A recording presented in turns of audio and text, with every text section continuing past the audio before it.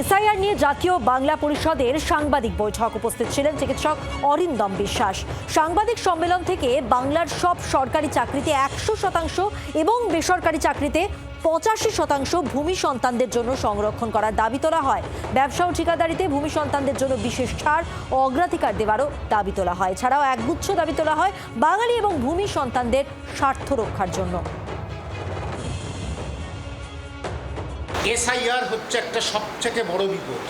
বারবার বাঙালিকে, বাংলার মানুষকে ভয় দেখানো হয়েছে যে কখনো এনআরসি, কখনো সিএ।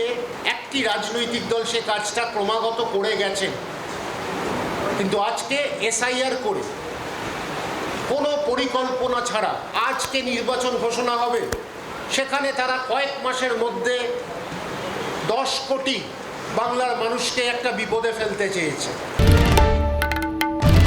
বাংলার আওয়াজ, বাঙালির আবেগ, জি 24 ঘন্টা।